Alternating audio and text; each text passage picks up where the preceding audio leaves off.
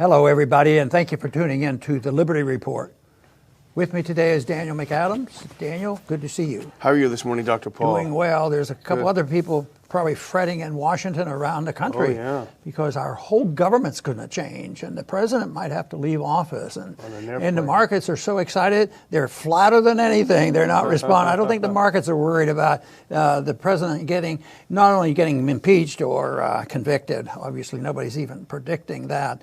But this is it is a big day in a sense because that's what people are talking about. I listened to a little report today. The discussion has been maybe they'll come to their senses because the people are sick and tired of this whole thing and just say, okay, if we think he needs a slap on the wrist, we'll censor him and then make everybody happy. But I'm not sure that would make Trump happy. No, that would be a confession. I think that's more than he can handle. But there are people trying to do that, and they have a strategy where they withhold the articles to the last minute, and they had their game plan. But I don't think that's going to be happening.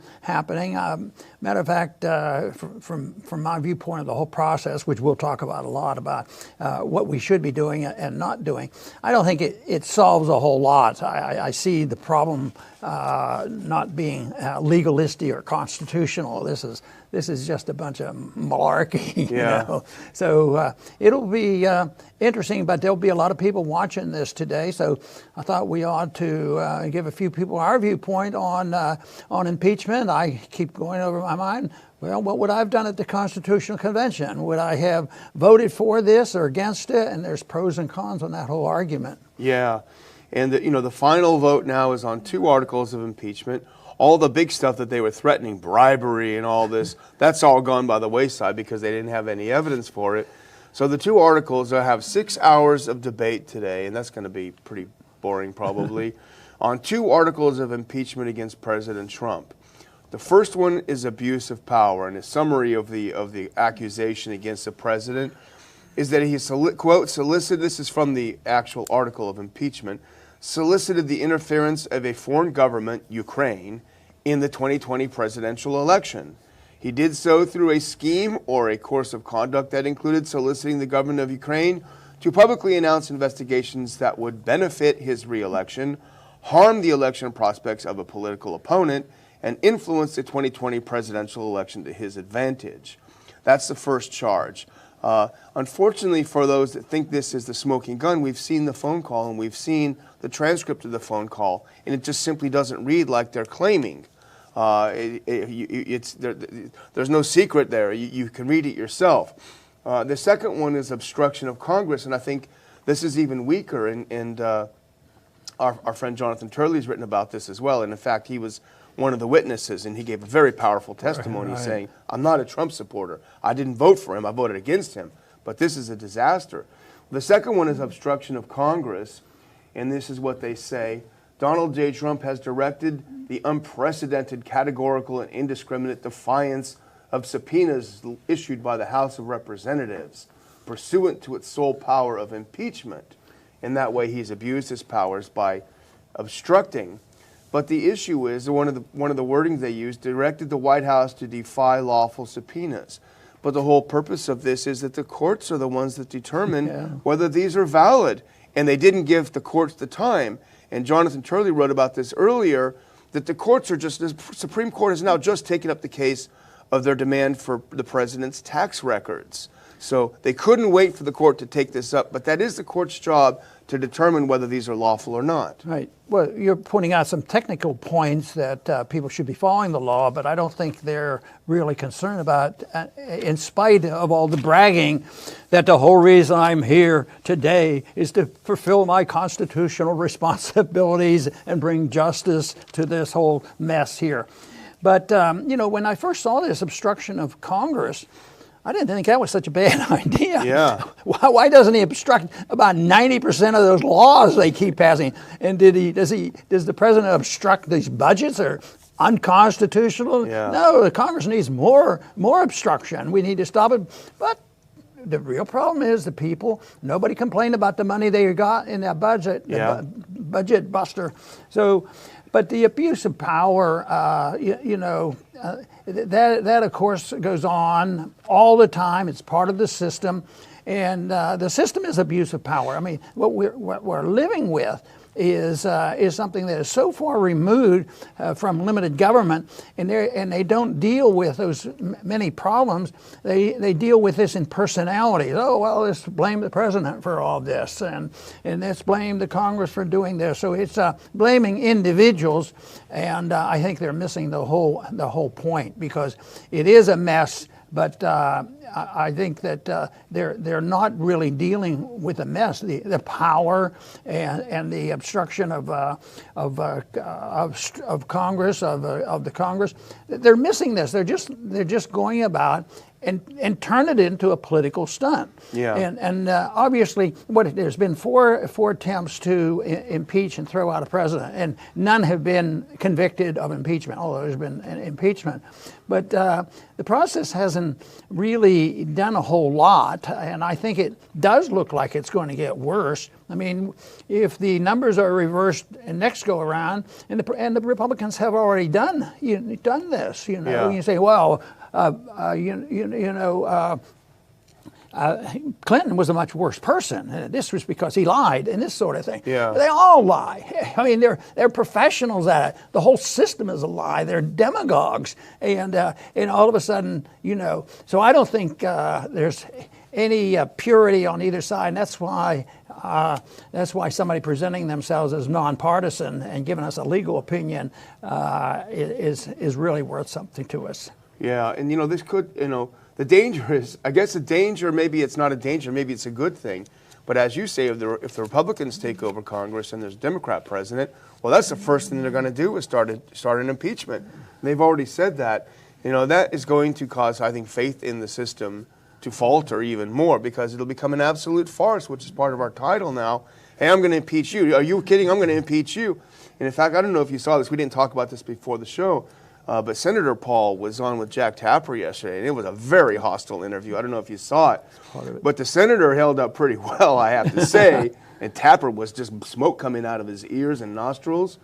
But the senator made a good point, excuse me, which is that we're in danger of becoming like a banana republic, like some Latin American republic, where the next guy who takes power, puts the other guy in jail or executes him, and this sort of thing. And this is what it's devolving into, the whole process. And, if people know rather recent history, that's what they had already resorted to when they didn't even bother with the impeachment process. But there were a few people within the government and within the deep state that decided that Kennedy had to go. Yeah. And I don't think anybody ever even argues anymore about the assassination of Kennedy. Yeah. I think 70 or 80% of the American people don't believe the government story, and if they don't believe the government story, they usually believe the story that our CIA was involved. So you talk about power and what's going on just in recent history dealing with this election.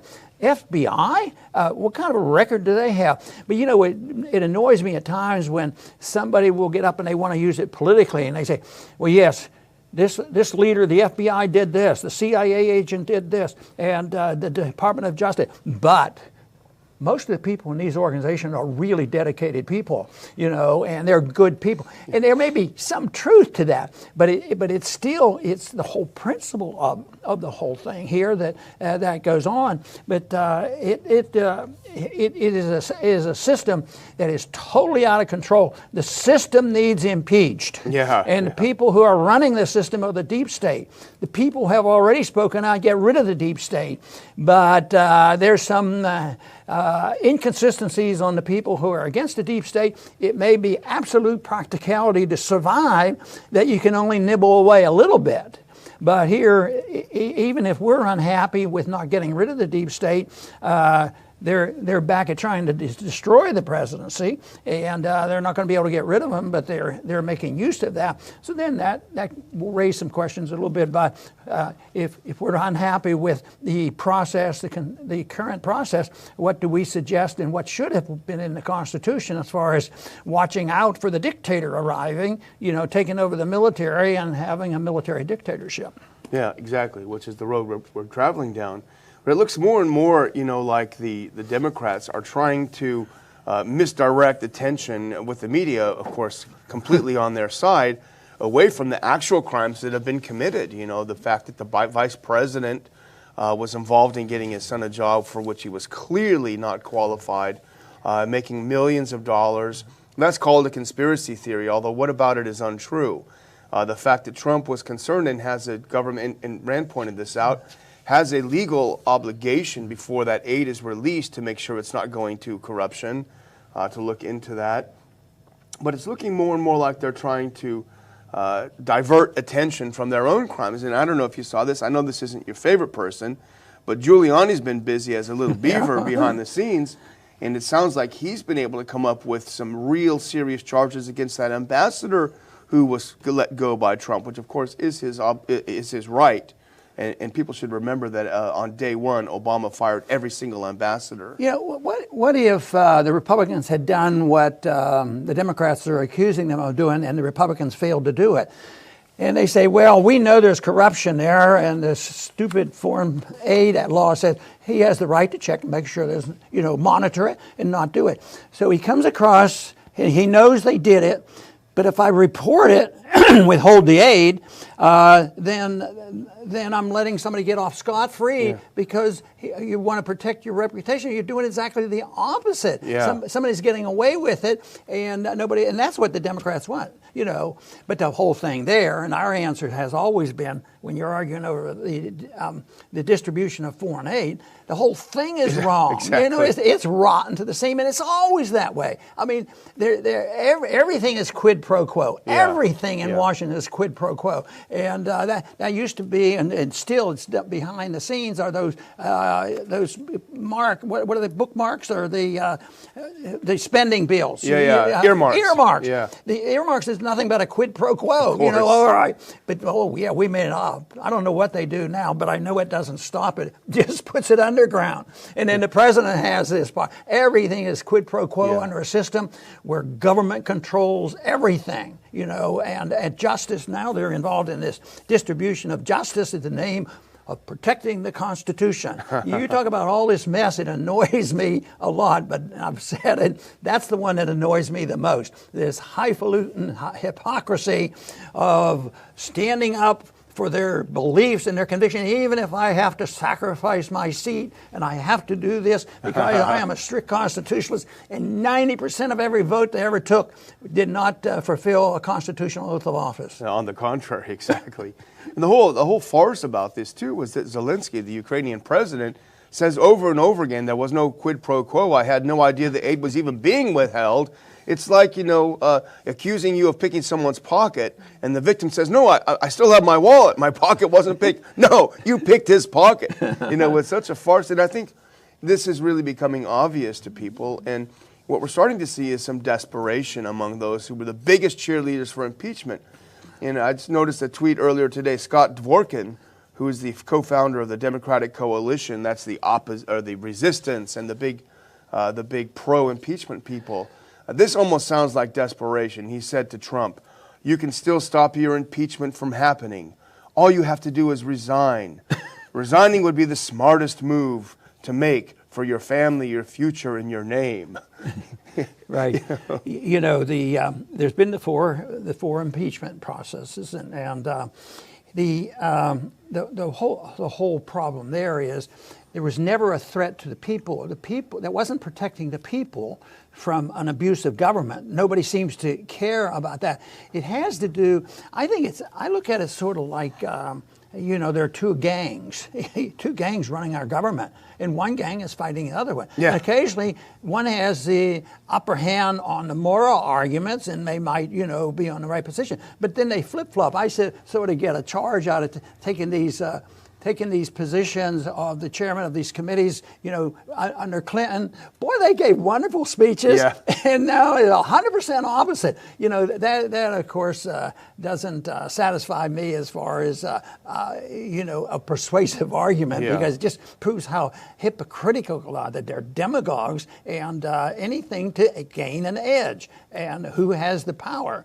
But also the larger picture, Daniel, that I've talked about so much, and I think this whole mess process is representative of the fact that the country's bankrupt. Yeah. And I make the point, financially bankrupt and morally bankrupt. You know, a lot of what we're talking about here is the financial bankruptcy, but then the moral bankruptcy, but the financial bankruptcy gets that same way because there are going to be more arguments on how to distribute the money. But right now, nobody cares. I mean, just think of the budget. Do they care about the conspiracy of the two parties to gouge the American taxpayer and the American people? Oh no, we're going to tax the rich. Well, you don't tax the rich when you destroy the value of money. You attack the middle. You attack the middle class. Yeah. And so there's a lot of problems there. But the impeachment process, so far, I don't see that as a solution.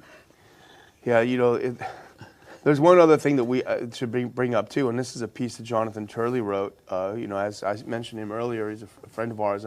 We value his opinion, and I think he really is one of the objective people out there. But he pointed out, talk about desperation, Representative Swalwell. You know, the second article is really fascinating because, again, the idea is that Trump is obstructing Congress because he says, I'm not going to give you everything you're asking for. I need to find out if there's some presidential privilege involved in what you're asking me to hand over, and that's the court's decision. But Turley points out Representative Swalwell, who's one of the most aggressive and almost unhinged, he took the president fulfilling his what he views as his obligation to withhold until told to do so. Here's what Swalwell said on CNN. Unless you send us witnesses, we can only conclude that you're guilty because in America, innocent men don't conceal evidence. They are forthcoming and want to cooperate. And that's what they use financially. If you're concealing your finances, you're a criminal. If you don't have anything to hide, then why don't you let us look through your life? That's right. You know, I make the point that this is symbolic of an immoral society, which the founders worried about. None of this would work if you have an immoral society, and this argument isn't going to solve that. It seems to bring out the worst in people, and they go back and forth. But really and truly, there should be something available. Of course, a very small government we wouldn't have to worry about. But if you have a central government and you want to have some protection, that they should be able to try to get rid of somebody without needing to do what they did with Kennedy. You know, that way. That to me is the rotten little thing. extreme. So, but I was thinking that one technical thing that could be changed, since it hasn't worked all these years, is just don't let the Congress impeach anybody with less than 2/3 of the vote. Yeah. Make it a little different. Make it really egregious. You know, where they go along. Maybe under Nixon, maybe there were then enough. They started to turn. To do it. But I think that might help a little bit. But ultimately, you know, it's the people that are involved. And if their attitudes don't change, if you have a system of government that is based on debt and finance and lying and cheating, and now there's confidence with this last election, a lot of confidence was lost with the FBI and the CIA, deservedly. Justice Department, you know, people don't believe that. It's a common thing that we've heard so often in libertarian cycles. If you get into a difficult situation, don't talk to the police. Yeah. It used to be, I know when I was a kid, that's what I thought we were supposed to do, talk to the police, and usually it wasn't negative. So what about FBI? What about the IRS agent? IRS agent, right? Well, no, we got to get a slew of lawyers and accountants to talk, you know, with these agents. So it is such a society that won't be changed with this. It's actually making it worse. You know, this contest going on because nobody wants to even recognize, you know, where the real corruption is, and it's a corruption in the system. For instance, go back to the foreign aid. There wouldn't be any of this problem if they followed the Constitution. How can we justify stealing money from the middle-class American, from poor people in this country, and giving it to rich people, dictators, and military wars around the world? Oh, because we're spreading democracy. You know, that demagoguery has been around for a long time. It's been made much worse since we are defending the empire. And you know what telling the truth is in an empire. You know, it's treasonous, and that's why Ed Snowden is virtually in prison. Well, you got a lot of agencies mad at us with that last little comment. IRS, FBI, CIA, we're going to have to... Is there a chance for me to, what do you do when you change your wording? I better edit that a little bit. I better edit that down. We're going to be out of business. Well, I'll just close by saying if there's a Gallup poll that just came out today, and if that really accurately reflects the views of Americans, I would say that the Democrats are in for a rocky ride next year for the elections. Trump's approval rating is actually up, and support for impeachment dips. Trump, according to the Gallup today, Trump is at 45% approval. That's up 6 points since the impeachment process started.